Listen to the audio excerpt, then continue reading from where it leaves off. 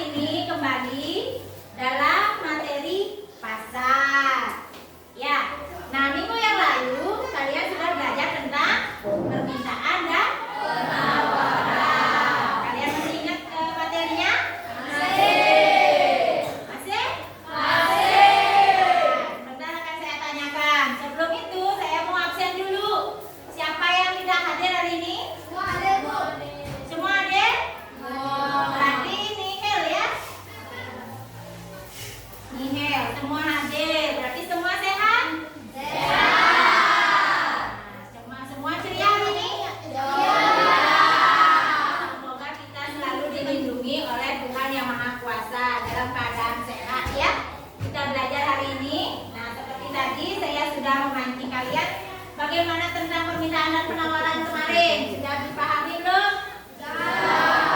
Nah, adakah yang bisa menjelaskan apa itu penawaran? Siapa? Penawaran? Ya? Penawaran adalah banyaknya barang atau jasa yang tersedia dan dapat ditawarkan oleh produsen kepada konsumen. Ya, penawaran adalah banyaknya barang atau jasa yang ditawarkan oleh produsen kepada konsumen.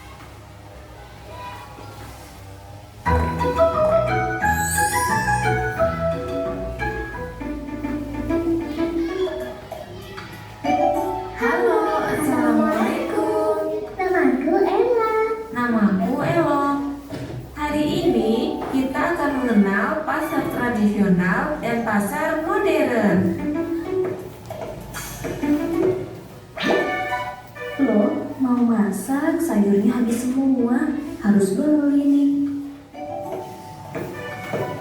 Kek, pasar tradisional di desa ini di mana ya?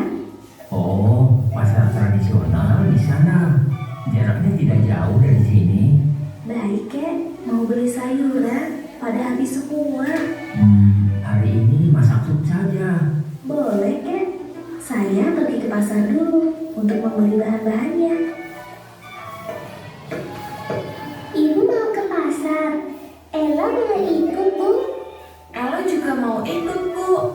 Boleh, sayang. Ayo. Kita ibu ya, Kek.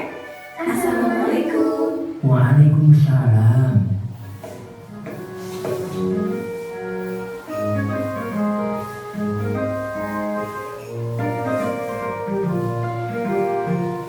Nah, kita sudah sampai di pasar tradisional. Di mana pintu masuknya, Bu? Kok pasarnya di luar, Bu? Oh, kalian ingatnya tempat ibu belanja di rumah itu ya? Itu namanya pasar modern. Kalau ini kan pasar tradisional, jadi beda. Bedanya apa, Bu? Ibu jelaskan ya. Di pasar tradisional, buah dan sayur biasanya dikemas seadanya karena diperoleh dari petaninya langsung. Sedangkan di pasar modern, sayur dan buah biasanya sudah dikemas rapi oleh karyawannya. Dan untuk harga barang di pasar tradisional cenderung lebih murah karena penjual dan pembeli bisa melakukan tawar-menawar. Sedangkan harga barang di pasar modern lebih mahal dan tidak ada interaksi penjual dan pembeli. Biasanya tidak ada tawar-menawar harga. Wah, tidak jauh beda ya, Bu? Antara pasar tradisional dan pasar modern. Iya, Ella. Tapi kenapa kita nggak ke pasar tradisional aja, Bu, kalau di rumah seperti sekarang ini? Karena pasar tradisional cenderung ada di desa, Nak. Sedangkan pasar modern ada di kota-kota besar. Terima kasih, Bu. Kita jadi mengenal perbedaan pasar modern dan pasar tradisional. Terima kasih, Bu. Sama-sama, sayang. Yuk kita belanja.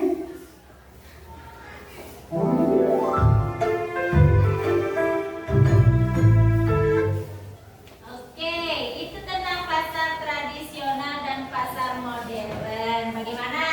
Dari tayangan video tadi, hal apa yang bisa kamu simak? Perbedaan pasar tradisional dengan pasar modern. Iya, perbedaan antara pasar tradisional dan pasar modern. Nah, saya mau tanya sama kalian dulu. Kalian pernah ke pasar? Pernah. Apa saja yang pernah kamu kunjungi? Tradisional. Beli apa kalian di pasar tradisional? Apa? Jajan lagi? Makanan. Baju pernah beli baju? Lagi? Lagi? Sepatu pernah beli sepatu di pasar tradisional? Kemudian pasar modern. Pernah belanja di pasar modern? Nah, apa saja yang kamu beli di pasar modern? Jajan. Lagi? Camilan. Lagi? Buah-buahan. Lagi? Nah, oke, kita lanjut sekarang ke pengertian pasar. Menurut kamu, pasar itu apa, Nana? Tempat bertemunya penjual dan pembeli untuk beli barang atau jasa. Iya, pasar adalah tempat bertemunya penjual dan pembeli untuk melakukan transaksi jual beli barang atau jasa. Ya, pasar diartikan secara luas ya sebagai tempat atau proses interaksi antara permintaan dan penawaran. Jadi itu adalah pengertian dari pasar. Entah itu pasarnya ada di pasar tradisional, ada di pasar modern. Itu kalau sudah ada transaksi jual beli antara penjual dan pembeli, maka itu disebut dengan pasar ya. Ada tempat bertemunya penjual dan pembeli. Entah itu pasarnya online, entah itu pasarnya di mana, di rumah atau di toko ya. Itu namanya pasar. Nah, memiliki beberapa fungsi. pasar. Ada yang bisa menyebutkan fungsi-fungsi pasar ya? Fungsi-fungsi pasar ada fungsi distribusi, fungsi promosi, fungsi informasi, dan fungsi stabilisasi. Ya, ada beberapa fungsi pasar? 4. Nah, fungsi distribusi adalah untuk menyalurkan barang atau jasa. Sedangkan fungsi promosi memperkenalkan barang atau jasa. Sedangkan fungsi informasi Tentang harga atau produk. ya memberikan informasi kepada produsen atau konsumen tentang harga atau produk. Sedangkan fungsi stabilitas harga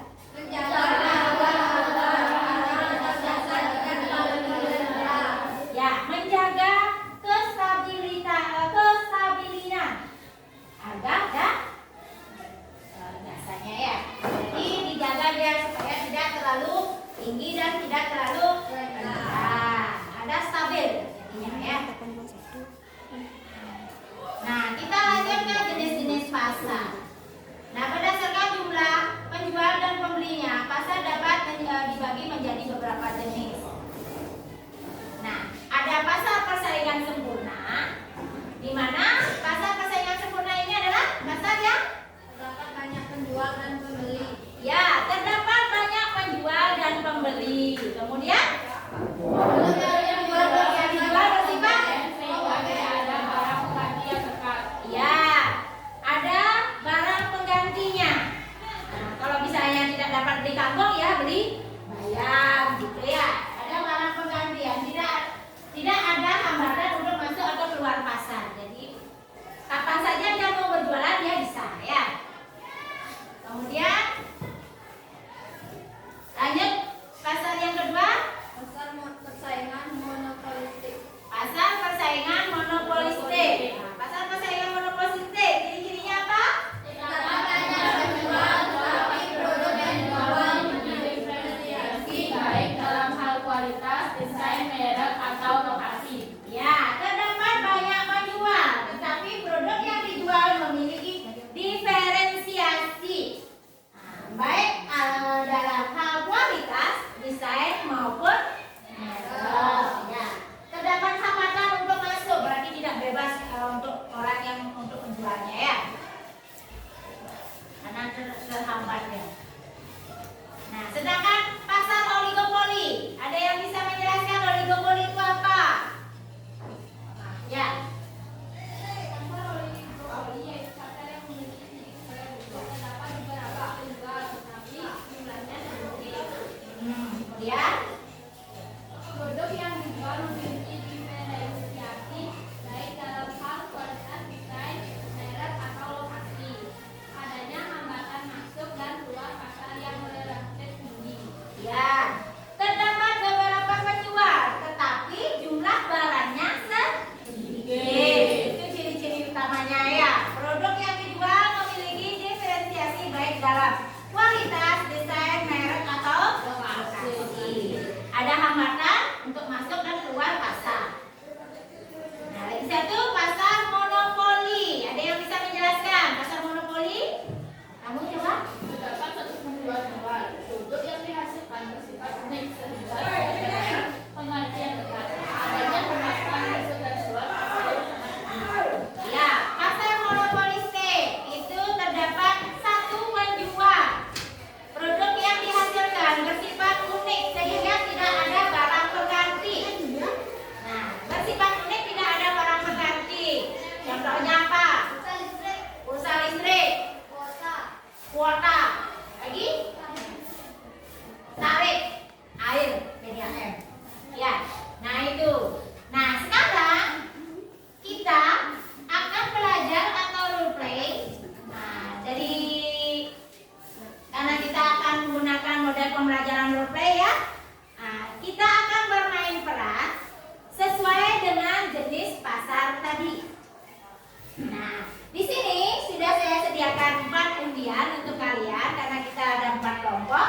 Silakan diambil undiannya. Kemudian silakan kalian berdiskusi tentang pasar yang ada di undian itu. Silakan Silakan diambil, boleh satu orang maju. Perlihatkan ke depan apa hasilnya? Apa? Ini dapat apa? Coba angkat. Persaingan sempurna. Monopsoni. Oligopoli. Ya. Nah, sekarang kalian boleh berdiskusi. Buatlah sebuah peran atau dialog ya tentang pasar yang sudah kalian dapat di undian tadi. Ya, boleh kalian searching menggunakan HP-nya di Google. Nah, boleh buka bukunya, cari di sana bagaimana caranya atau apa sajakah yang dijual di pasar tersebut. Ya, silakan buat percakapan dan nanti kita presentasikan ke depan. Nah, percakapannya kalian boleh buat di AKPD ini ya, tulis nama kelompok, anggotanya siapa.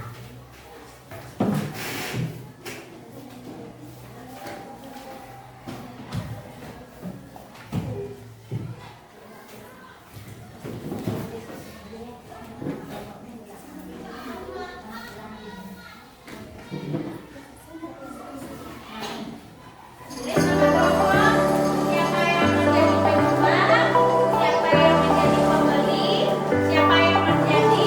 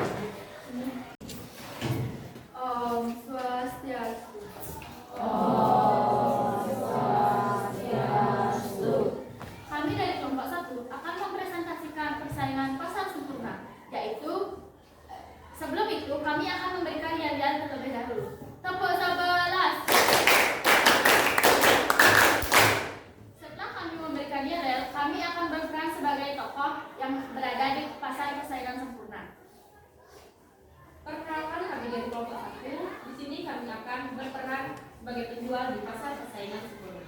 Pada suatu hari, di pasar tradisional, seorang penjual sayur sedang menawarkan dagangannya kepada para pembeli. Sayuran segar, ada wortel, bawang, kangkung, dan bawang merah, semua ada. Halo Mbak, Halo Mbak, saya mau belanja banyak. bisa dilihat dulu bayarnya Mbak? Bisa, ini masih segar. Seikat berapa? Seikat 2.000 Mbak. Oh, ini masih bagus. Bisa dikali. 1.800 gimana? Udah, saya beli. Ya udah Mbak.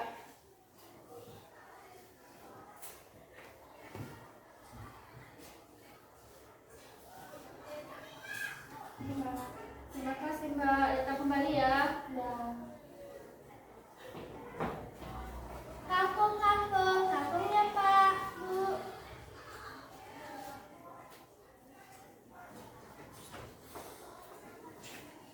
Kangkungnya Pak. Ya Mbak, berapa harga kambingnya Mbak? 4.000 per ikan Pak. Kamu beli setengah kan Pak? 2.000 gimana? Ya Mbak, saya beli 2 kan. Makan Pak. Ya, ini masih segar. Ya Pak. Ya, bayar di sini Pak. Ya Pak.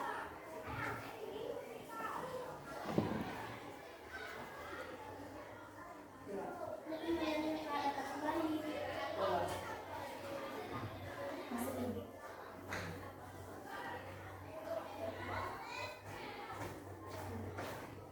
Penjual sayur melanjutkan aktivitasnya untuk menawarkan dagangannya kepada pembeli lain. Pada percakapan tersebut, terlihat bahwa harga sayur mayur di pasar persaingan sempurna ditentukan oleh mekanisme pasar, yaitu tawar-menawar antara penjual dan pembeli. Penjual menawarkan harga yang tinggi, sedangkan pembeli ingin membeli dengan harga yang rendah. Pada akhirnya, harga yang disepakati adalah harga yang menguntungkan kedua belah pihak. Sekian dari peran kami sebagai penjual di pasar persaingan sempurna. Kami tutup dengan Brahma Santi.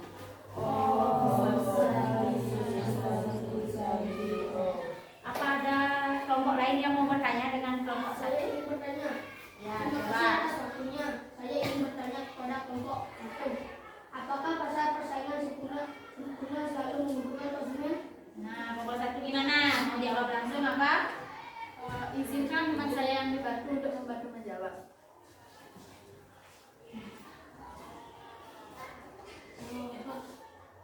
Tidak selalu, meskipun pada pasar persaingan sempurna harga ditentukan oleh mekanisme pasar, yaitu tawar-menawar antara penjual dan pembeli. Tidak ada, tetapi harga tersebut belum tentu menguntungkan konsumen. Hal ini dapat terjadi jika barang atau jasa yang diperjualbelikan di pasar persaingan sempurna memiliki harga yang tinggi dan tidak terjangkau oleh konsumen. Nah, itu tadi ya penguatannya. Gimana jawabannya temannya? Bisa diterima apa enggak? Bisa. Ya, silakan duduk.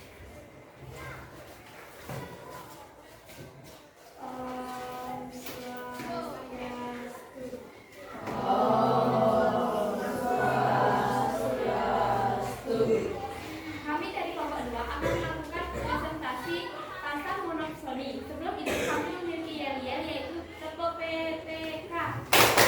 Religius, nasionalis, mandiri, gotong royong, integritas. Setelah itu kami akan melanjutkan presentasi kami.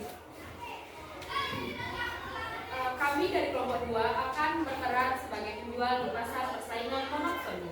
Pada suatu hari, seorang pembeli sedang mencari bahan baku untuk produksinya. Ia mendatangi beberapa penjual untuk mendapatkan harga terbaik. Ayo Pak, Bu, di sini 12 ekor. Kalau di sini berapa harga berasnya? Harganya 5.000 per kilo. Wah, mahal harganya. Pasar cuma 4.000. Ya Pak, kamu udah selalu kualitasnya bagus. Boleh?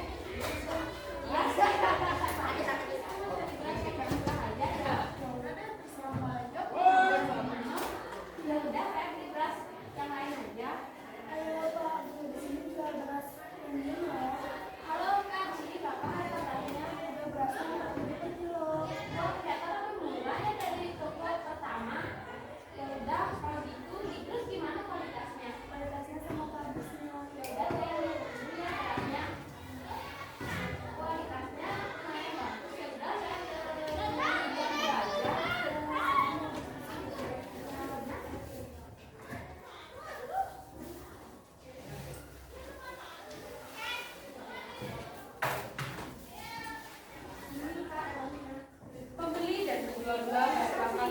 melakukan transaksi.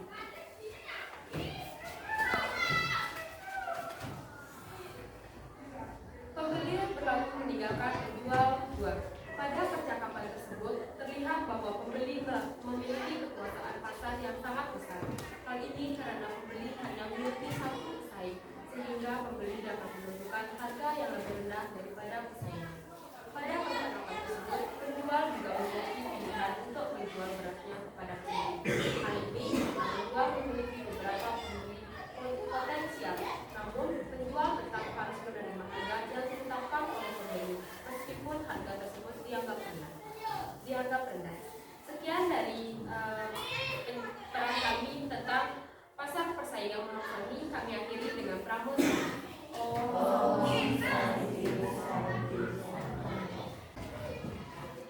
Om Swastiastu.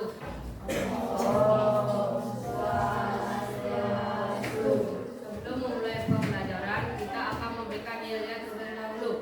Sapu pramuka. Di sini kita akan melakukan tentang pasar oligopoli. Pada suatu hari, seorang pembeli sedang mencari paket internet di sebuah gerai operator telekomunikasi.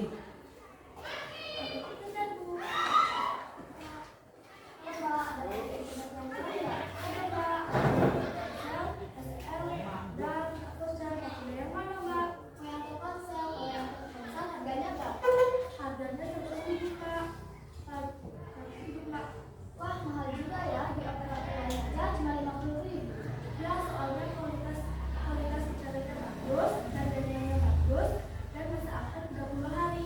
Oh gitu ya, ya udah saya ambil yang itu aja. Ya Pak. Pembeli membayar dan menerima kartu perdana dan OTP. Iya. Dibayar rumah bapak kalian kan masih Pak. Selamat datang kembali. Rumah mau masuk. Pembeli lalu meninggalkan gerai. Penjual melanjutkan aktivitasnya untuk melayani pembeli lain. Pada percakapan tersebut terlihat bahwa penjual memiliki kekuasaan pasar yang lebih besar daripada pembeli. Hal ini karena penjual hanya memiliki beberapa pesaing, sehingga penjual dapat menetapkan harga yang lebih tinggi daripada pesaingnya. Berikut saya akan memberikan contoh yang kuat. Percakapan lain antara pembeli dan penjual di pasar oligopoli jasa telekomunikasi. Halo bang, mau beli apa? Paket internet mau beli apa? Ada XL, Smartnet, sama Telkomsel mana-mana.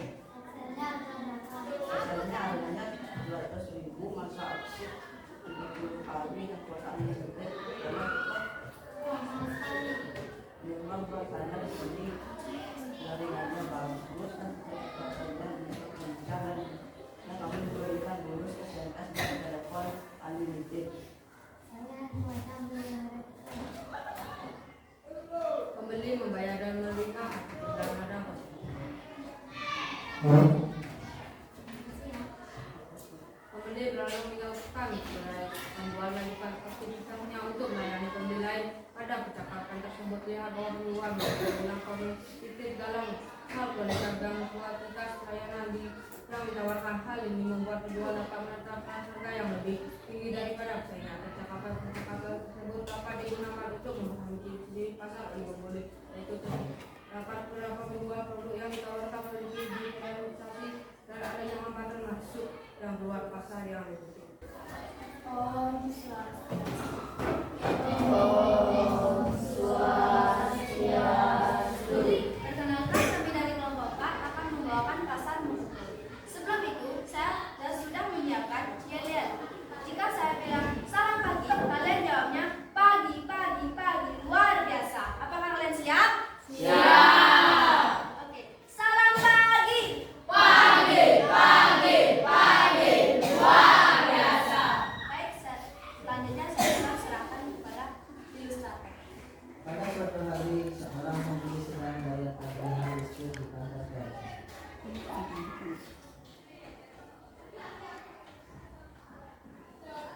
Kak, selamat pagi. Lagi Kak, ada yang bisa dibantu? Saya mau cek tadi listrik ganti berapa ya? Sebentar ya Kak, nomor rekeningnya berapa? 020300. Atas nama siapa? Atas nama Nisa Diana Mutiani. Sebentar ya Kak. Ya Kak, tagihan listrik apa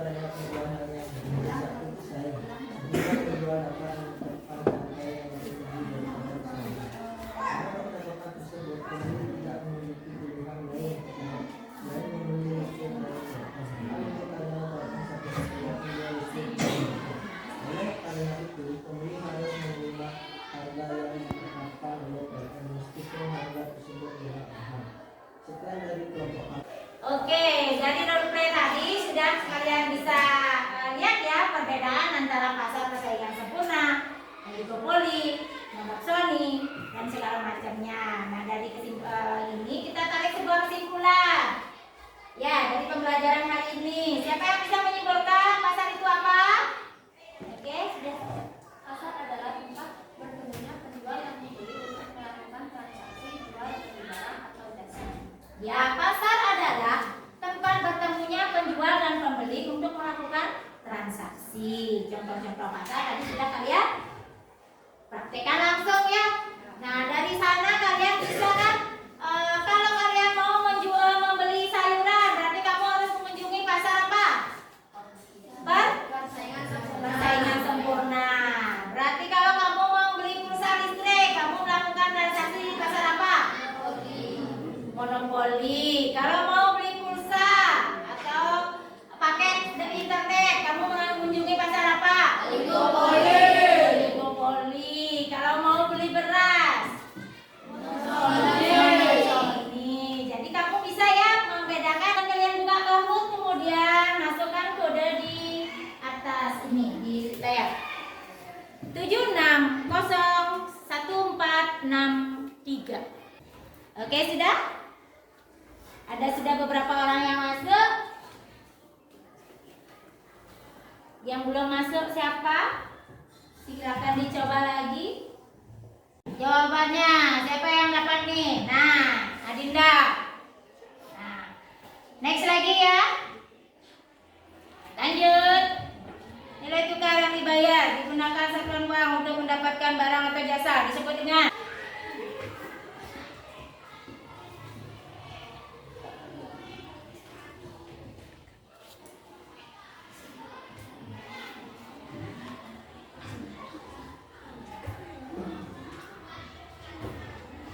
next lagi.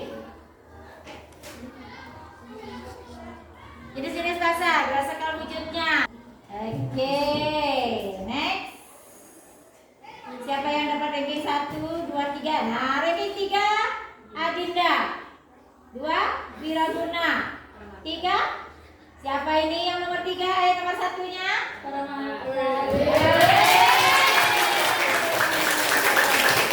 Sekarang silakan isi lembar penilaian teman. Seperti biasa, temannya ditulis namanya yang ada di bawah nomor absen kamu. Nah, dicentang-centang di situ ya temannya. Berarti yang nomor 30 nanti menilai yang nomor 1. Selanjutnya seperti itu ya. Nomor 1, nomor 2, nomor 3, nomor 4. Hafalkan semua nilai teman-temannya. Ya, silakan dikerjakan dengan cepat.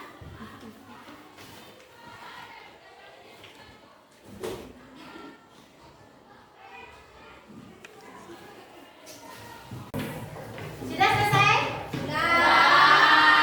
Silakan dikumpulkan penilaian temannya dulu. Oke, sambil siap-siap boleh kalian dikemas dulu bukunya. Kita istirahat sebentar.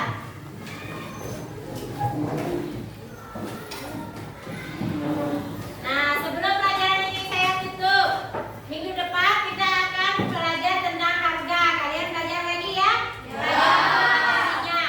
Nah, pertemuan minggu depan kita akan kembali berbicara tentang harga.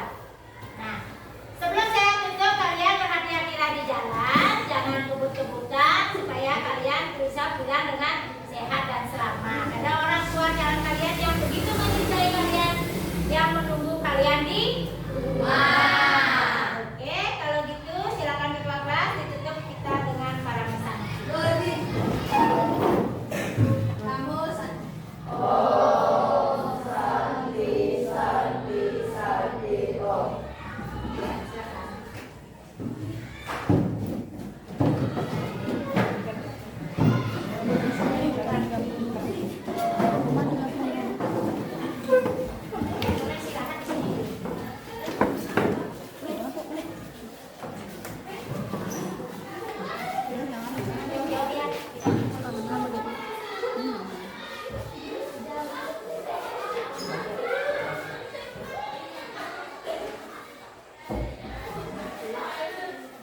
Oke.